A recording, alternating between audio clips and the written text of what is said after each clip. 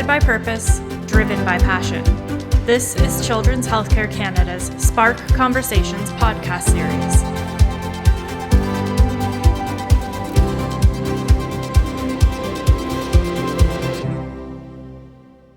So welcome to Spark Conversations, Children's Healthcare Canada's monthly podcast series.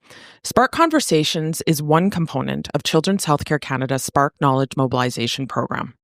During the 2024-2025 fiscal year, Spark Conversations is dedicated to right-sizing children's healthcare systems.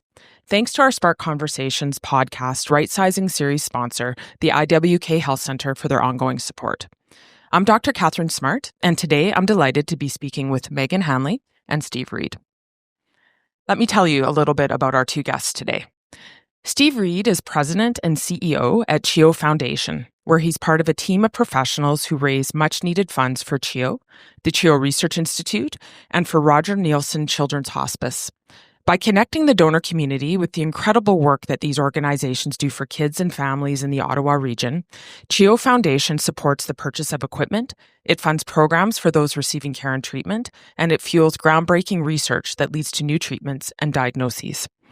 Steve has been with the CHEO Foundation since 2017, and prior to that, he held executive roles in the hospital sector, both at CHEO and at Brockville General Hospital. He's held several volunteer positions on community advisory and governance boards in the healthcare, education, and financial sectors, and was recently a trustee for the CHEO School Authority. Megan Hanley drives social impact by bridging catalytic philanthropy, governance, and innovative investment strategies. As director of the Waverley House Foundation, she advances mental health research and care through groundbreaking programs and strategic partnerships, including the Royals Institute of Mental Health Research, CAMH, Sick Kids, CHEO, and Dalhousie University. In her role as the Chief Operating Officer at Thistledown Family Office, Megan curated $150 million for climate change technology and directed $33 million in pandemic response and recovery projects, including transformational support for pediatric hospitals across Canada. Megan's career began at Global Affairs Canada, where she worked on critical peace and security issues, experience that informs her strategic approach to governance and policy-driven impact today. She lives in Ottawa with her husband and 3 children. In 2018, Megan became a living liver donor for a fellow resident, a testament to her values of compassion and community. So thank you for joining us today, Steve and Megan. Children's Healthcare Canada is on a mission to right-size children's healthcare systems. Right-sized healthcare systems for children are accessible, equitable, connected healthcare systems designed for the needs of children, youth, and their families. From coast to coast to coast and across the continuum of care, children, youth, and their families are experiencing long and costly delays for essential and time-sensitive healthcare services. We'll explore what that means in real-world contexts across the collective and explore the collective action required to change the way systems work, interact, and intersect. Today on this episode, we're going to be talking about the role philanthropy plays in right-sizing healthcare systems for kids. And we have 2 incredible experts with us today, so I'm really excited for this conversation. You know, I think as we heard in the opening, philanthropy is something that's often in the background, but hugely impactful, but not always something that people think about at the forefront of healthcare systems, healthcare funding, and how things are delivered. And it might be surprising for our listeners to know that philanthropy has become the second largest funder of children's health services in Canada. So what opportunities does that present and what risks? Megan, I'll start with you and then I'll go to Steve. For us, the opportunity is an opportunity to contribute where we're really needed the most. As philanthropists, as the head of a foundation, it feels super overwhelming to look at the landscape of really any meta issue in Canada and find the starting point. Where can I help? What can I do? But in a sense, over the years, the partnerships that we've developed, including at large organizations like the Royal and at CAMH in Toronto, they've helped us sort of open the door to the major issues in Canada. And we've also been so informed by our own friendships and our the people that we know who are so deeply enmeshed in the healthcare system.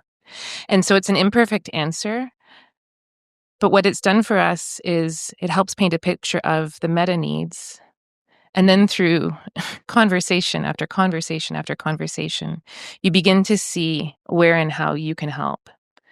You begin to see that so many things in healthcare are not covered by funding envelopes.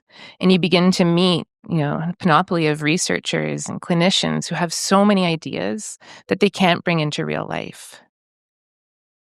And then you get this sort of spark of the heart where an issue can resonate with you or as a foundation.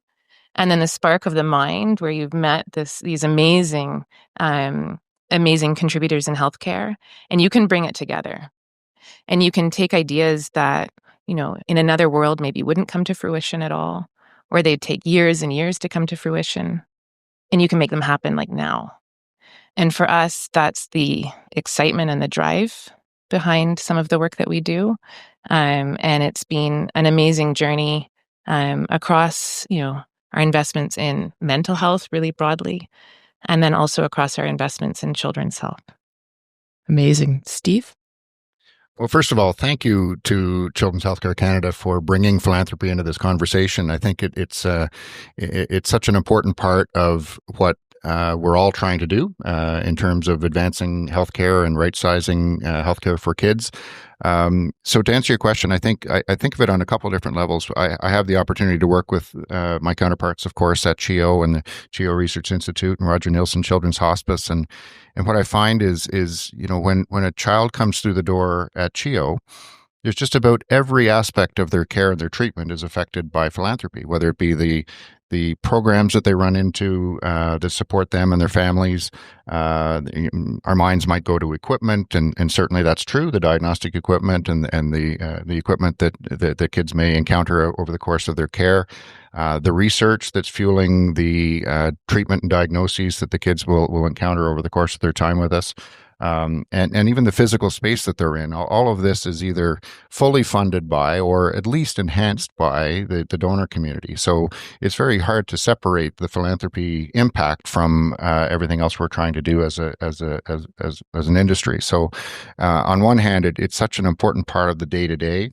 But I think what we're finding too is certainly when you get into the philanthropy side, beyond maybe what you'd call charitable giving, it's the philanthropy side that's fueling some of the innovation, some of the change, the evolution, the progress that just wouldn't be possible without the support of donors like Megan.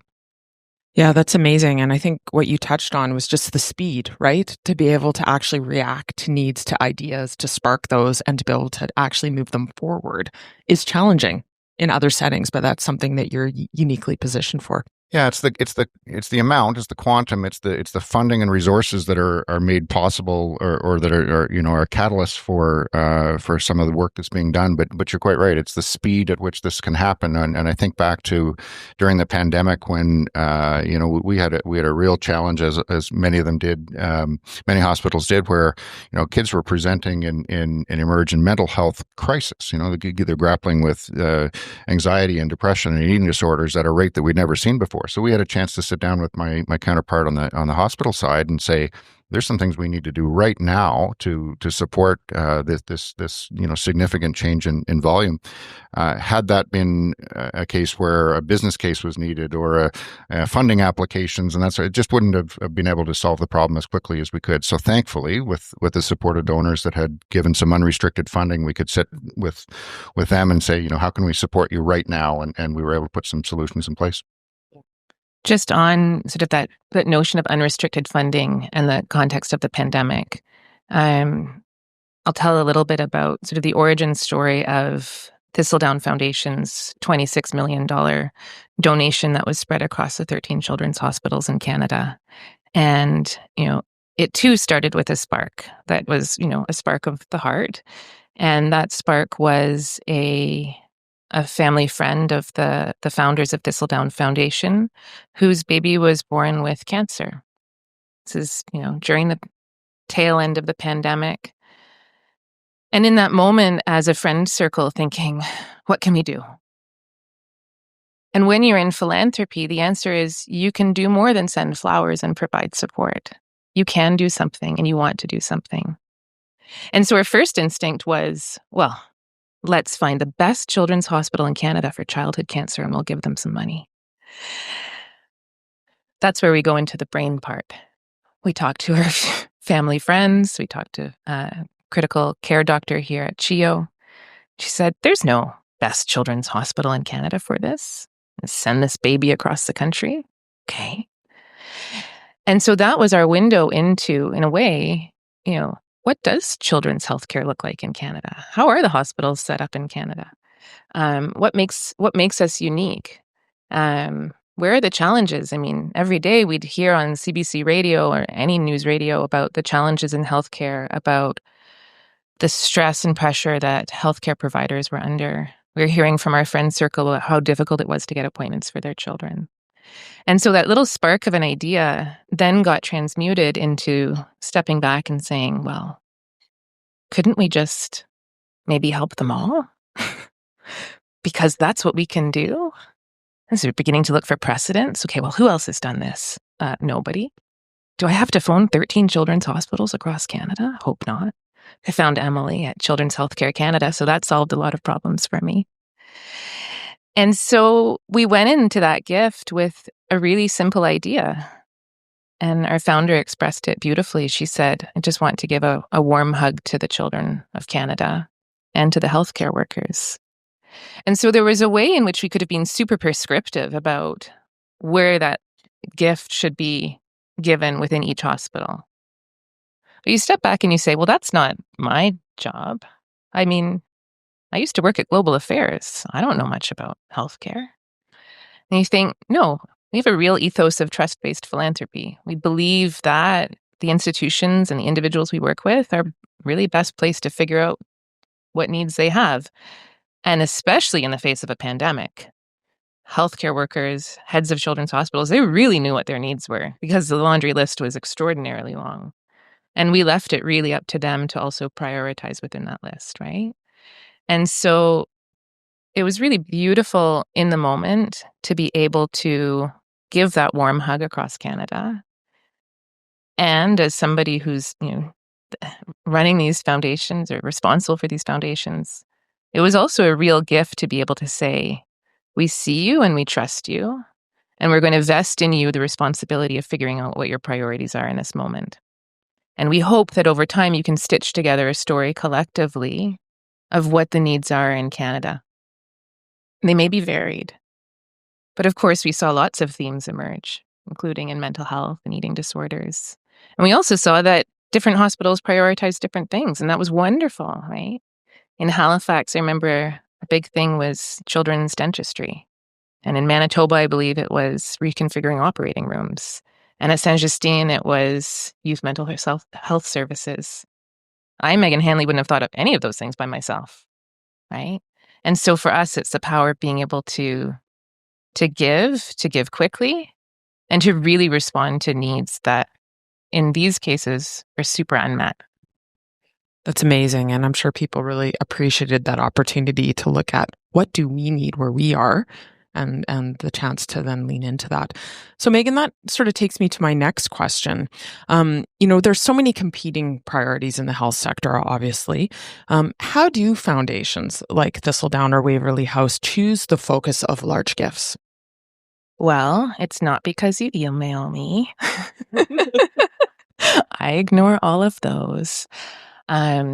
Actually, there's a really big exception to that, and his name is Dr. Ronnie Cohen, and you might know him. He cold emailed us, and we responded. But no, it doesn't. For us, it doesn't work like that. We don't take applications from institutions or from the public. For us, it has really been through the partnerships that we have, and some of those are fairly long-standing partnerships, including with CAMH. And then over time, opportunities present. And in these cases where we don't have, 10-year strategic horizons I don't have a strategic plan for our investments in child health. We don't, as a foundation. Many do. And for us, it really has been through our networks and our systems and knowing people that we've managed to take what our priorities and then what feels right for us in the moment. And what feels right for us in the moment doesn't necessarily mean like it's a little small thing, right? And I say Dr. Ronnie Cohn emailed me. I mean, he really did. And he presented me with a vision of precision child health. And I didn't know what he was talking about. But I was curious enough to take the call with him, and then silly and dumb enough to be like, okay, no, we've talked for an hour, but you need to start again because I don't understand anything you're saying. And so, yeah, every foundation does it differently. We are small enough in a sense that we really rely on it's not a big community either, right? Like that's where you realize Canada's pretty small. I go into the US on climate change issues, for instance, and you have to sift through thousands and thousands and thousands of opportunities. It's a smaller community here, and so we've managed to navigate that in a way that feels really good for us, that also we think has tremendous impact. Well, we're certainly glad that you've taken an interest in the children's healthcare space and done something so impactful. Steve, I'd like to turn to you now. How should organizations like Children's Healthcare Canada effectively present to public and corporate partners the needs of children's health in a way that inspires legacy gifts or donations at the till? Well, maybe if I could, just before I come back to that, if I could Please. pick up on something Megan said, you used the word trust-based philanthropy and used the word trust a couple times, and it's not lost on us at all, by the way, that you put an enormous amount of trust in the clinicians and the hospitals, the experts in the field to make determinations about how your incredible funding would best advance needs across the country, which may vary from one province to another, from one hospital to another. So, as you mentioned, that the way in which your support has advanced care differs from one hospital to the next, and we were no exception. But we often talk about investing in child health, and an investment sort of gives you the sense that maybe there's a return on that investment that's prescriptive. And so, again, we it's not lost on us at all that you put that trust in all of us to make those determinations. And I think the outcomes speak for themselves as that trust has been provided to all of us. So thank you for that, and thank you for having the trust in all the clinicians to make the determination that was best for them.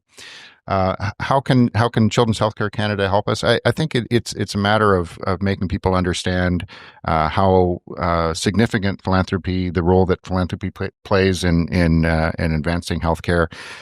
You mentioned the ask at the till, ask at the cash. Most of us in this room are part of Children's Miracle Network, where we have great corporate partners that support us all through unrestricted funding that comes from shoppers at Walmart, at Costco, at the Brick, at Dairy Queen.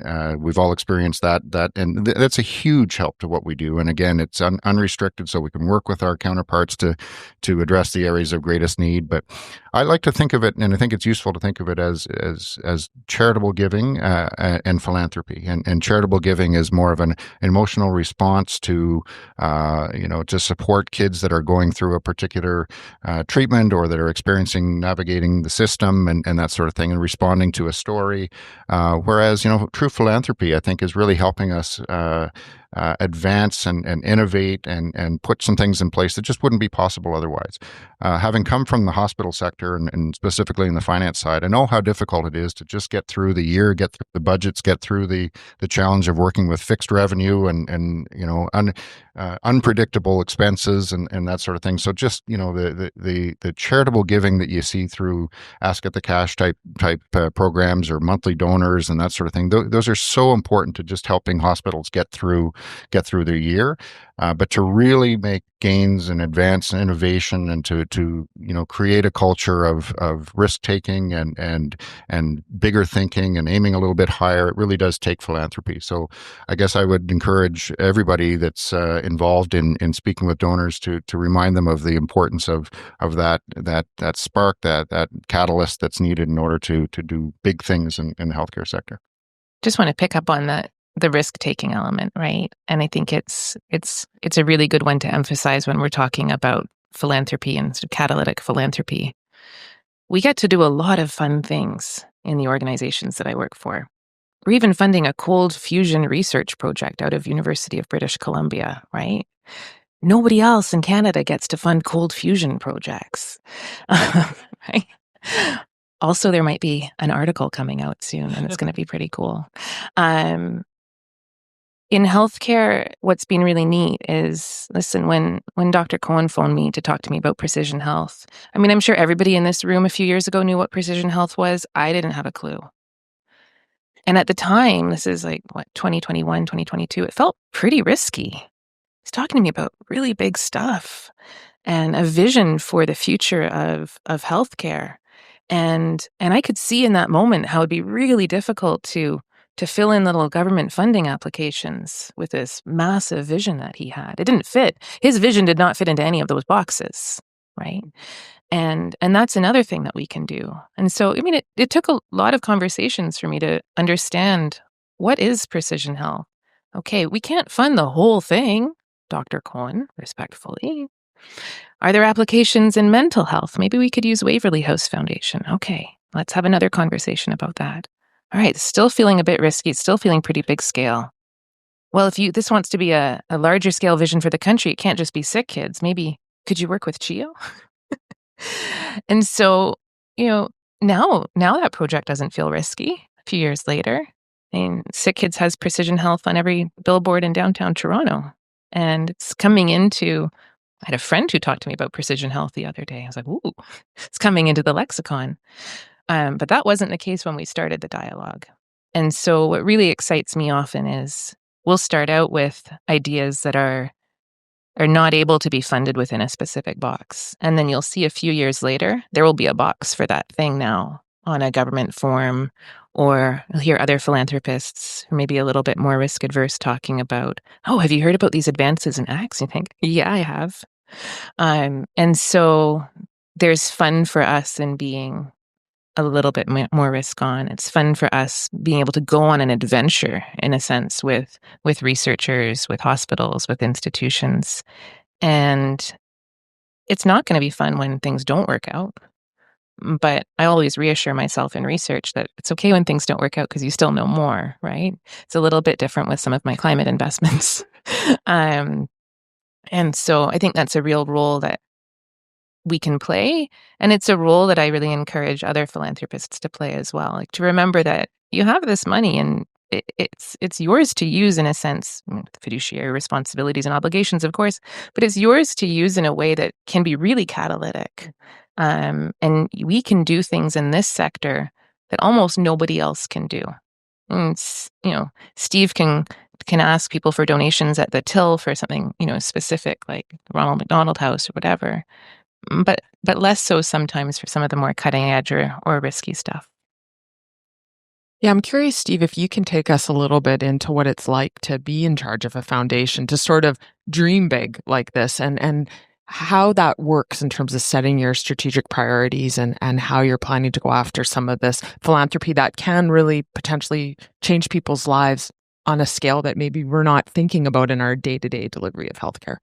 Yeah, I think for foundations that support hospitals, our priorities are the hospital's priorities. So I think if we're going to set out to support the hospital, we need to have a pretty good understanding of what is missing. One of the most challenging aspects of what I do is I think we recognize that as much as we'd like to support and as much as we're proud of the support that we give, we know the list is much, much longer. You sit down on a capital planning meeting where the equipment list is being presented of all the needs in a hospital, and you can only help the hospital go so far down the list. You leave wishing that there was a opportunity to do more. So there's always more. There's always operational day-to-day needs that we can support, and we're lucky to be part of a community that's extremely generous and that has helped CHEO become who CHEO is. But at every level, you know that you can think bigger, you can aim higher, you can do more. I think the biggest opportunity, as you said, is in learning, especially at a conference like this, where you start to hear people talk about what are some of the system changes, what are some of the innovations, what are some of the the evolutions that the system could take that require some space for people to innovate, space for people to take some risks and need some funding, but they also need some encouragement by those in the philanthropic sector. So it's a great part of our work to connect folks like Megan to the work that's being done or contemplated at the hospital and the research institute, and it's something, of course, we're very proud of. Yeah, it's amazing. So I'm curious, Megan, can you share with us what's the thing that's maybe surprised you the most in your travels through philanthropy and how it's interacting with the healthcare sector? Well, I'll be honest, everything in philanthropy surprised me the most because I came out of a Government of Canada job in international peace and security, and almost tripped into the role that I'm in and tripped into the world of philanthropy. I'd say on the dark side of philanthropy, one of the things that surprised me the most was that there are some foundations that are set up and that are really, just sort of, it was tax efficient. And so there's a lot of families, really well-meaning families that I've run into over time who don't have a clear sense of what they want to do with this sort of private foundation that they've now are vested in. And some of these are multi-generational, right? And so that always strikes me as a real opportunity, right? Like there's a lot of private foundations out there with well-meaning people behind them who would be curious about, all manner of areas and don't know really how to get their start. There's also extraordinarily sophisticated foundations out there, right? And so I think that was the surprise for me. I just sort of imagined that everybody would be extraordinarily sophisticated about this work. And I realized over time, no, especially in philanthropy and especially in the world of private philanthropy, some of these foundations are very personal. Some of them are very small. They were set up for all sorts of reasons. And in each one of them, there's an opportunity. And so I've really loved over the past number of years, I mean, of course, meeting with the ones who have beautiful strategic plans and staff of 200, and you think, ooh, look at the work they're doing. And I also really have loved meeting the smaller, I won't call it like mom and pop foundations, but practically, and thinking, wow, there's a lot of potential that exists here. And I wonder if that person would be interested in learning a bit more about this. And so I think that's the same in every sector. So that's on sort of the foundation perspective. When we come to talk about sort of the landscape of children's healthcare, I think what surprised me, it's not that it was that it's so small, but that it's such a tight community. Because you think of how many little humans and not so little humans this sector serves in Canada. And so there's a sense that I had coming in that it would be kind of difficult to navigate. And it's not. I mean, the issues are extraordinarily difficult to navigate, and I don't have answers to a single one of them. But the communities at play I've found to be, this wonderful coming together nature, this excitement about partnerships, and even, me saying to Dr. Cohen about in an offhanded way, hey, would you work with CHEO? And the answer immediately was, well, yeah, they've got a fantastic research institute. We'd love to work with CHEO. And so that sort of community element that's shone through and this shared commitment to figuring out what kids need. What do kids need here? What do kids need across Canada? And how can we get there together? That's been really inspiring for me to be, an observer of and feel like a small participant in. Really sounds like so much of the core of your work is about relationships, right? Finding the right people, matching them with the right ideas, and really leaning into building that trust relationship, that sense of community. Steve, I'm curious, what about you as a board chair of the foundation board, the leadership work you've done? What surprised you the most about philanthropy and its impact on children's healthcare? I'm not sure if this is a surprise, but it's something we're very proud of, to be able to say that we played some small role in making connections with foundations like Waverly House or Thistledown and the needs that we see every day. I mean, we have the privilege of watching families navigate the care for their kids. We watch the clinicians at the hospital who have made decision to make a career out of helping children. We have the philanthropists and the donors on one side. And we just sort of, in our world, we kind of sit in the middle of all that and watch that dynamic take place. And if we can do something to sort of make some connections and help advance things, that's just why we enjoy what we do. I think it's just really a matter of providing opportunities, telling stories, making sure that the researchers, the clinicians know that there's support available to them if they can articulate a vision, and making sure that the foundations and the donors that have an interest in helping that along are hearing those stories. And so in our role, we're really, it's our job to make those connections and to tell stories and make sure that those opportunities are presenting themselves. Love that. So before we conclude, I'm going to put both of you on the spot to give us your 30-second elevator pitch for why right-sizing children's health should be a priority right now amongst all the competing priorities in the system. So let's start with you, Megan. I can't speak about the specifics of right-sizing children's health, but I can speak about the amazing connections, the stories that we've heard emerge over the years that we've been involved in philanthropy associated with children's healthcare systems.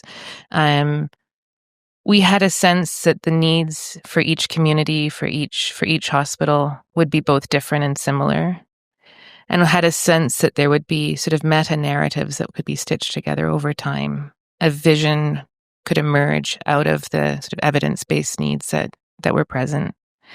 And I think that was our hope going into the work that we've done in children's healthcare. And it's been not gratifying, but it's been wonderful to see that vision emerge over the years. It's been wonderful to see people whose heads are down. We were even discussing this morning, doctors who are dealing with very specific, complex cases who are also then involved in different levels of the healthcare system and becoming advocates across, not just for their patient, but across the board. And so for me, it's the stitching together of experiences of individuals with evidence-based research, with a sense of what are the policy spate and slate of solutions, and how as a community can we work together to advance that. That's a journey that I've observed through Children's Healthcare Canada and other actors over these years that I think positions whatever the outcome of a federal election now or in the future, you have that base and foundation so that you can provide sage advice, evidence-based experience, wisdom, to shape the future of children's healthcare in Canada. And for me, that's been the neatest thing about this journey, is to see that coming to pass. Thank you. Steve? I guess I'd say the same thing we say to donors, which is, if we're going to create a prosperous tomorrow, it has to begin with having healthy kids today. And that means making investments in kids' health right now. And I think, we've heard the expression that the kids are maybe 20% of our population, but they are 100% of our future. And we need to make those investments now to give them a chance to thrive and to lead. They are going to be our next generation of workers, of innovators, of leaders. They're going to drive the economy, and this is a responsibility we all have. And I think right sizing, I think, is just a matter of recognizing that there are changes in population, there are changes in demand and scope, and that's our responsibility to make sure that we're doing all the things that we can to make sure that our kids are healthy and that they're leading us into the next generation. Absolutely. I couldn't agree more. And I want to just deeply thank both of you for the work that you do to make that vision a reality. I mean, both of you are changing lives every day with your work, your leadership. And I think it's been really interesting just to hear about the incredible impact philanthropy has had on the healthcare sector, both in terms of that direct patient care delivery, but also that bigger picture of transformational thinking that's leading us into a different future, hopefully for children and our country. So thank you so much, Megan and Steve, for your time today.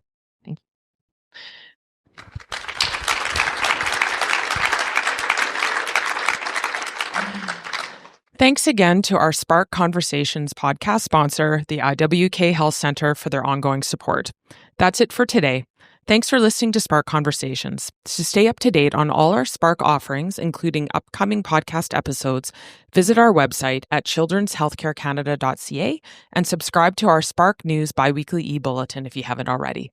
If you like this podcast, show us some love by leaving us a review and telling your colleagues about us. We'll see you again next month. Thanks for listening.